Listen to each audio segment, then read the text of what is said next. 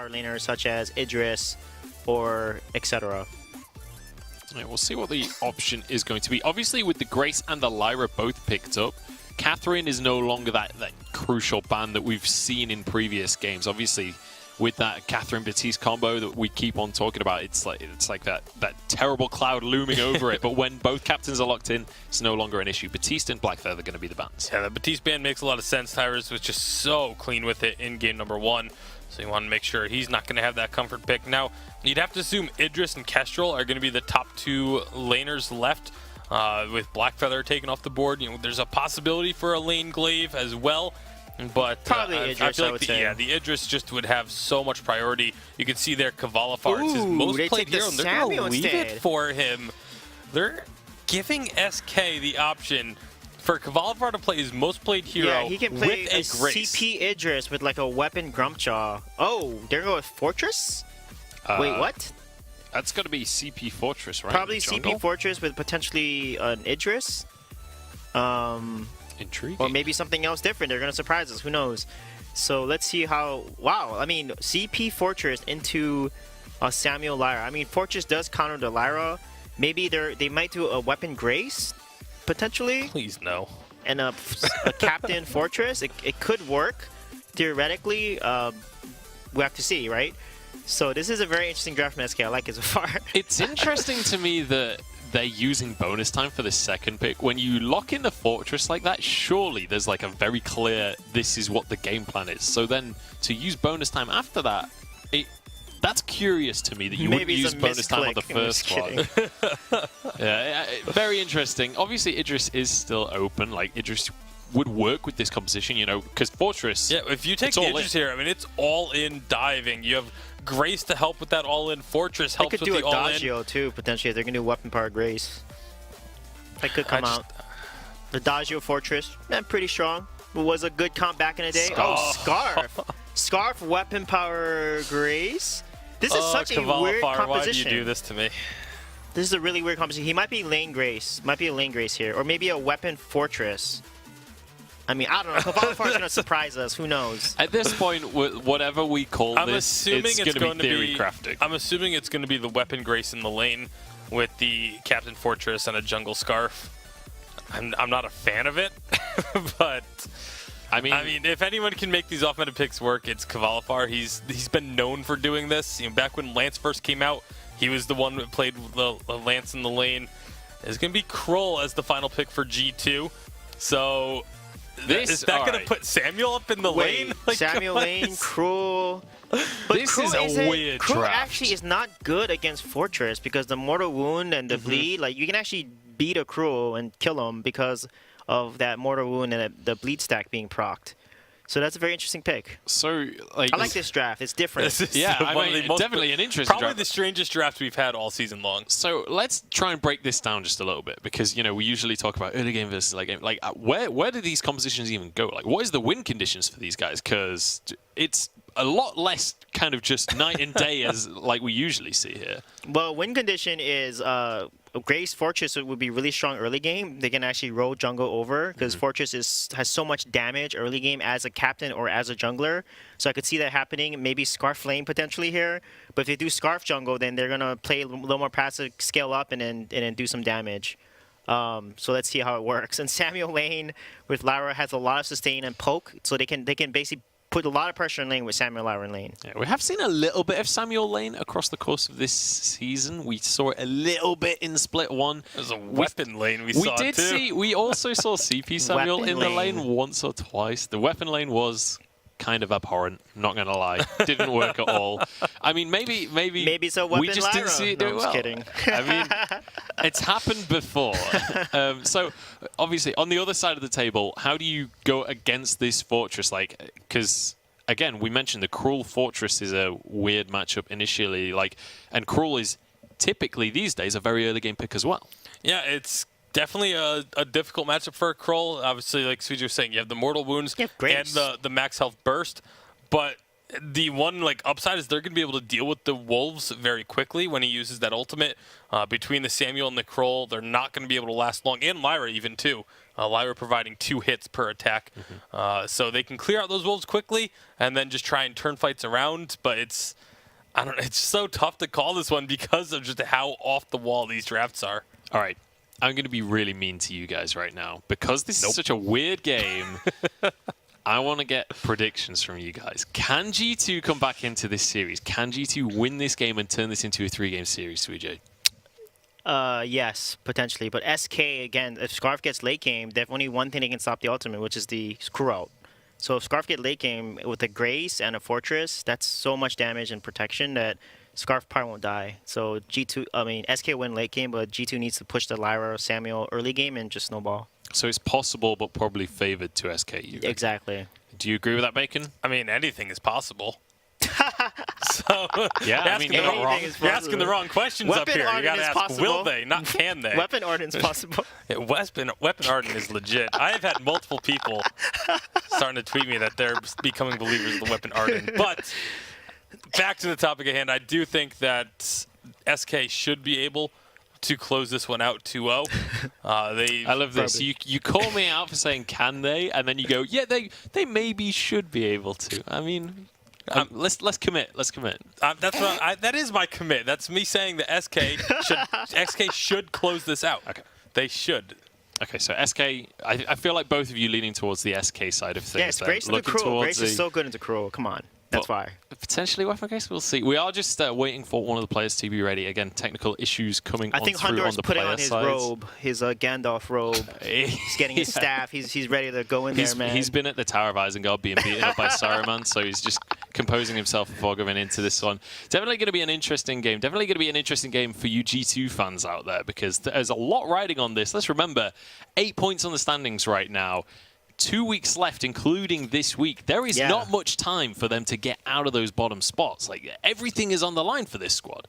Yeah, it really is. They need to be able to increase. This is a huge opportunity for them with Calamity getting 2-0'd, for them to gain some ground over that 7th place spot, to be able to climb up a little bit further and have just a little bit of a safety net, especially considering next week they are against Calamity. So as long as they can keep their distance, and then if they win next week, they're in. Mm-hmm. And I mean, we just saw Calamity actually lose 0-2, so they have a little bit of a safety net this week anyway, like just in that Calamity aren't already in the semi-finals, so they can breathe out a little bit there. They're not going to immediately get overtaken. I mean, obviously, Salty Potatoes have a series. We'll see how that goes later on today. I mean, and this is the thing about the Vainglory 8 right now, right, is everybody's so damn close at the bottom of the table. Like, anyone can still make it through and anyone can get knocked out, but we are ready to jump on into this game. So make sure to head onto Twitter and let us know who you're supporting. Hashtag Vainglory8. Are you a G2 fan? Is this going to go to 3 games? Let us know. And if not, tell us that you're an SK fan. We want to see. But it's time to pass it over to Dowsy and Jackson once again to head into Game 2 of SK Gaming up against G2. Thank you very much for your patience. It is going to be Game 2 here, Jackson.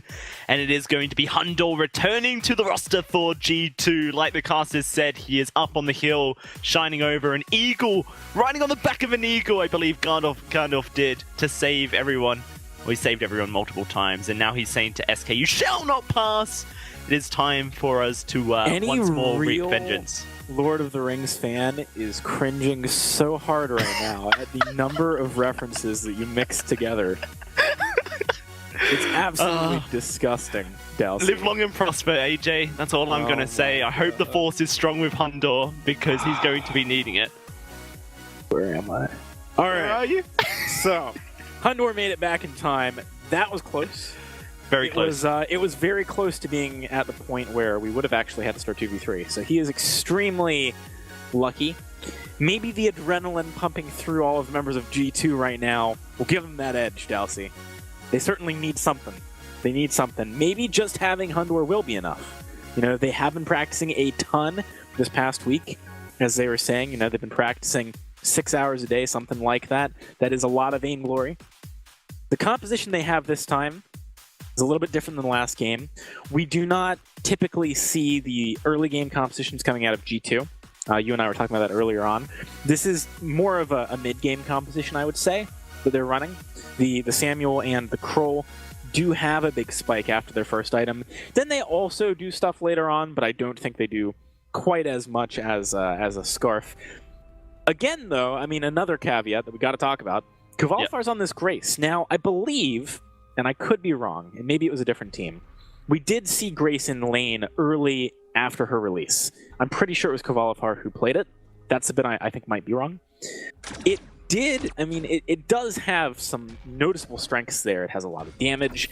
It is pretty tanky. It's very high movement speed, can rotate easily, can get away from ganks as a result. And also, when you go for a weapon power Grace, you have a lot of damage in the early game, which is very reliable. It's hard to not land your damage because just going in with Benediction procs your perk. But it does fall off pretty hard as you head into the later stages of the game. The question is whether this is the bridging the gap that Scarf needs to become strong later and it won't matter, or whether or not, you know, these two just don't spike enough at the same time that it's kind of like 2v3 at any given point in the game, you know, except for like the mid game, I guess. All right, so I feel like that there's just so many things to talk about as well. Like the fact that we have Samuel in the lane as well. We just don't very much see the CP laners unless they're Celeste, I guess, or CP Idris. I was actually expecting very hard for this Scarf also to be in the lane. It would just be a throwback to old times, AJ, but even more spicier is just Kvalfar melee weapon power laners and laners that aren't laners. That's the Kvalfar special. This is an exciting matchup for me. With G2, Hundor back at the helm. Whether or not he's in a stable place, we don't know. But he is back for the team in their darkest hour, perhaps you could say, for this season. They were to turn this around, AJ. Win this game and reverse sweep SK off the back of Hundor's return to the series, then that's certainly a story to tell. Oh, absolutely. It would be pretty huge for G2 in that situation. I do think that their composition probably has the overall edge, but it's going to rely on them not conceding any early advantages to this Grace. It's going to rely on them being powerful enough in the mid-game to disrupt Scarf from snowballing out of control then. There's a lot of windows of opportunity that SK has to just, you know, solidly lock this one in. So I'd say the onus is on G2. I guess that's a good way of putting it, right? Like the onus is on G2 to actually win this game because SK has the ability to play pretty safely and still be very, very strong. How strong are we thinking weapon power Grace is going to be for Kvalfar as this game goes on? I remember when they played weapon power Grace in the jungle Tyras, it was the first week Grace was enabled for Vainglory 8, and it didn't feel like it was that impactful. Now, if it was Kvalfar to play weapon power Grace for SK in previous times, then I've missed that. So I can't really comment on whether or not I know this well. Certainly, I've seen weapon power Grace have impact, but not on a competitive stage. We are going to see a gank coming out, though, for G2, and that is going to be Kvalfar trying to run away. Boots popped, running around the corner with a nice speed buff, and Keanu, Hundor, sorry, Dark Potato to jump on in. Kvalfar will go down. It will be first blood over to Dark Potato, and the weapon power Grace seemingly finding some difficulty. Not an ideal situation when the pick you kind of took for the early game falters. Regarding your question about, you know, this weapon Grace, as the game goes on, as in the late stages of the game, in the late mid stages of the game, it really is fairly weak because your ultimate is it doesn't really do anything. You're not tanky enough to safely channel it. Nearly going down there. Held my breath. You're not tanky enough to use your ultimate, so you're kind of pretending you have two abilities. You don't typically want to use Holy Nova unless you have to, because you're actually taking yourself off of basic attacks for the entire duration of the channel. It's kind of like Weapon Samuel, a little bit, but better. Right? Weapon Samuel is a hero that has good synergy with Weapon early, and then no synergy later. Grace is more like great synergy early, medium synergy later. You tend to build into more of a bruisery path where you become a little bit tankier and run point for your Scarf here. You try and intervene when your opponents dive onto him. It can work, but it definitely falls off, and its role really changes. Which puts a lot of pressure onto Tyrus to actually be the main damage source. And his gold income in the jungle is not necessarily going to be the highest. So this is an interesting game. I personally would actually swap the laner and the jungler on SK after the first item is picked up. Because I think you want Kvalifar in lane early to be a bit of a threat in rotations and in just, making it difficult to safely farm. But then you want the Scarf to be your main damage threat late, so swapping up and giving him the main gold income source is probably a good plan as the game moves on. We'll see if they actually do that, though. Not many teams go for that strategy. It's going to be an engage from SK, but Dark Potato's lurking here. Going to get knocked up by the Holy Nova. Kvalifar able to prevent that engage, and Dragon's Breath going to come out. Oh, it's a burn! And it's going to be Dark Potato falling. Tyrus with the kill. Hundor poked down. Raph looking to try and secure that one, but cannot get in range. Does not have the damage. Didn't want to pop his Fountain either to sustain under the turret. Keanu Koa, he may lose his life. He does. Falls down, and the Fountain comes out to keep Kvalifar alive. They're going to get the turret here fairly simply, and G2 starting to fall behind. 2,000 gold in the bank for SK. Really nice plays there. I mean, they decided, all right, now's the moment when we're going to utilize this early game power from Grace. Obviously, Fortress is a great dive buddy for basically any melee character who wants to get into the action.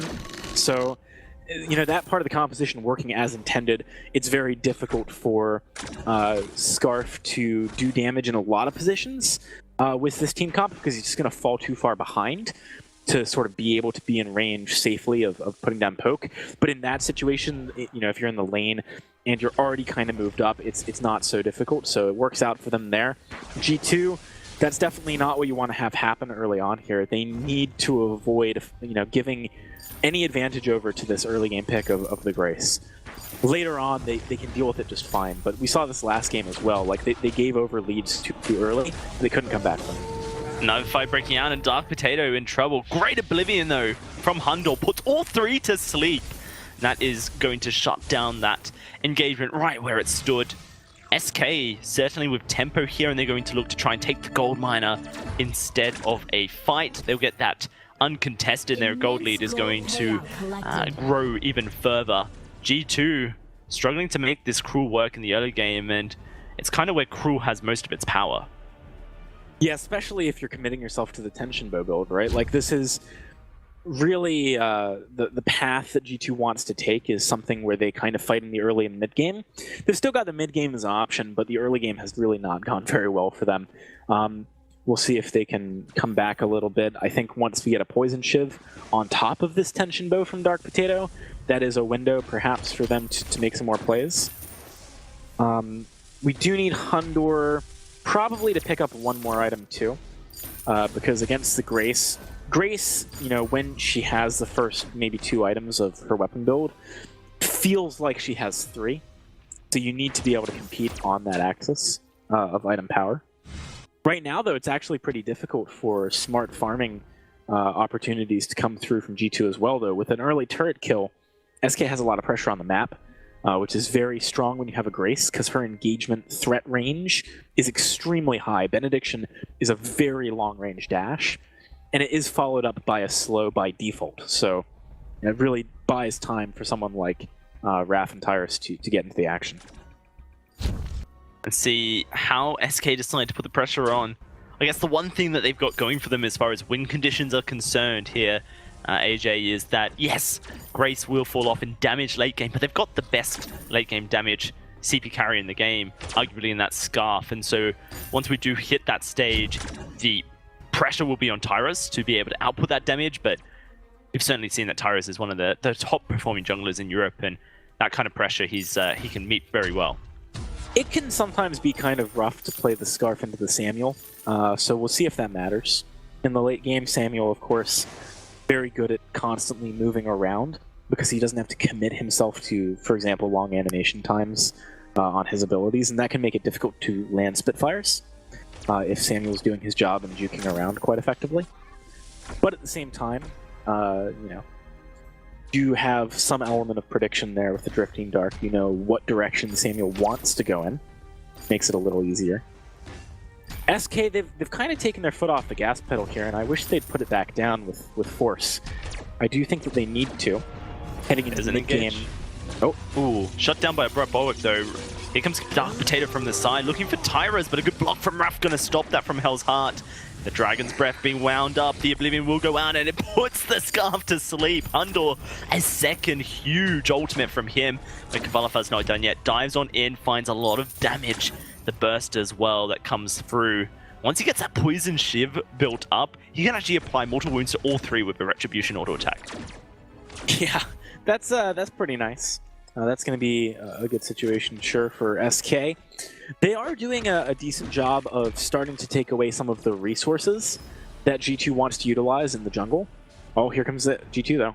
Yeah, G2 looking for a re-engage here. Keanu Koa, though, going very low. Kavalafar should be safe. The Gold Miner being taken by SK, but it's too risky to look for the burst just yet. Instead, look to poke down G2 and prevent them from going for the Gold Miner instead. It was actually a minion candy put onto it as well, which increases its tankiness and the damage it outputs. And so it kind of is an anti-steal move. I believe it was SK who put it down, considering the fact that Rap has been investing into minion candies this entire game. Yeah, and I kind of like that, to be honest. That's a way that G2 comes back into the game in full force. Whereas if you go in and you invest some time into the gold mine and it doesn't work out and you just have to back up and take the jungle, well, no one wins. It's a very neutral outcome. So why not take that path when the alternative would be giving G2 a team who can really start to put on pressure in the mid game? You know, the obvious outcome could be that they get that. There's going to be the Gold Miner taken, though, by SK here as the fight comes out. Lots of damage onto Raph, and he has to go away. Another Oblivion goes out. The Crucible from Raph had already been used, and that is going to be everyone to sleep. But, oh, Tyra's the damage. A double or triple for Tyra's. This Scarf has come online. The Broken, they're finished. And an ace for SK.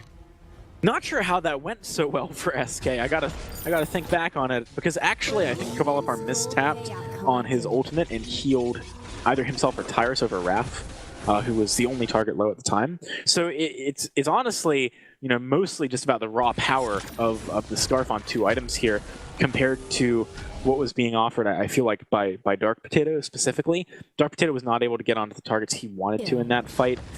Didn't have, you know, any of the CC or the stick-to-itiveness that he needed. So ultimately, a pretty solid fight there coming out of G2. Sorry, SK. And off the back of that, they've got, again, very good pressure on the map. They've already taken down the Sentry once. Things are starting to get out of control gold-wise. We need to see Dark Potato pick up his second item. That's going to be critical. You know, you need Poison Shiv to deal with Kavalafar's heal, which can keep Tyrus alive, but you also need it to deal with the fact that Tyrus now has an Eve, which is keeping him in a lot of these fights that otherwise maybe G2 could take.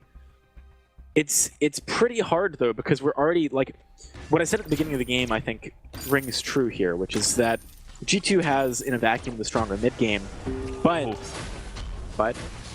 a fight breaking out and G2 running. Where's SK chasing to the jungle is the question. The Crystal Sentry starts moving up. Currently, they don't know where Dark Potato is. I don't believe they've had vision of him at the middle shop here.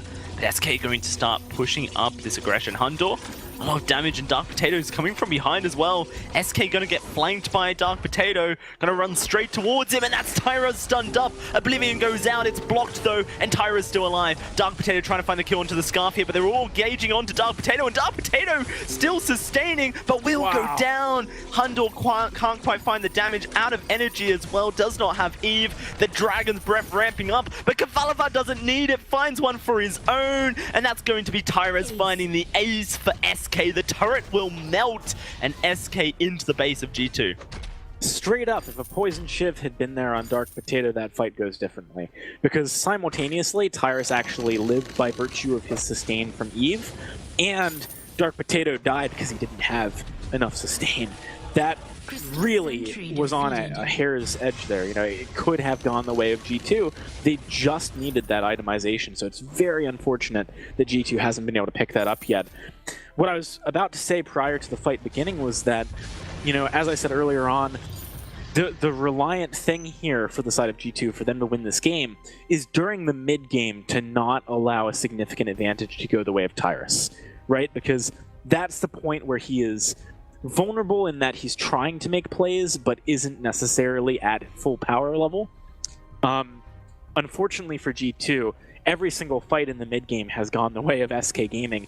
Tyrus has very Tyrus is caught here, AJ. He's taking a lot of damage. The heal comes out from Kvalify to try and keep him alive. The Oblivion's there. It puts him to sleep. No, it's blocked, but it's enough to kill the Scarf here. G2 winning the fight. Perhaps they can continue this aggression. Kvalify, though, wanting Keanu, almost finds the kill. Slows Hundle, and Raph gets in range. Hundle, Drifting Dark, finds one. Kvalify instantly turns around, not wanting to play games with this Samuel. A 2 for 2, but a successful kill onto Tyrus puts G2 at a safe position. Both in the context of the game and also in who Hundor killed and how, I think we can say that that fight was pretty favored actually for G2. There was a poison shiv picked up right before that fight. Worth noting, because it really did make all the difference in actually being able to kill Tyrus, which is Dark Potato's job. That's the thing that he needs to do in these fights. Moving into the next couple of fights here, I do think we really need to keep our eyes on Tyrus. He might need to change the way that he's playing a little bit now that Poison Shiv has come through. For Dark Potato, he cannot start the fight in the middle of the fight. He probably needs to focus on poking and just make G2 hard engage from a position where they actually have to travel quite some distance to get that down. Kvalify is weapon powered Grace, but has purchased an Echo here for the second heal onto Tyrus. Still provides enough healing as a weapon powered Grace to be impactful. And this is also something to watch out for. Yes, the Poison Shiv will cut that healing down by 33%, but it's going to be a double heal coming out, and maybe the double heal was enough if channeled to just give the shielding, the 40% damage reduction, as well as the heal so Tyrus survives, because you can't negate that damage reduction through Poison Shiv. SK in the lane here. I actually really like this ult, by the way, from Kvalify, because the thing is, normally if you go heavier into weapon power than just the 3 items that Kvalify has gone, your heal really doesn't do much, and by the time you're ready to use it, you know, you're at risk of just dying. But by going for an Echo, what you're saying is, I'm going to go in and I'm going to use Benediction. I'm going to get the one big burst of damage down because of the weapon power that I have. And then afterwards, I'm kind of transitioning role. I'm just playing Interrupt. He's actually maxed his ultimate instead of the Holy Nova as well, which on a weapon Grace is kind of interesting. I think, yeah, I like the fact that he's kind of mitigating the weakness of his heal in this build by just saying I'm gonna heal twice. Lots of damage coming out. Dark Potato, though, charging forward. That's a great Holy Nova, but blocked up by Dark Potato. Here comes the Dragon's Breath flying out. Oh, that's lots of damage for SK.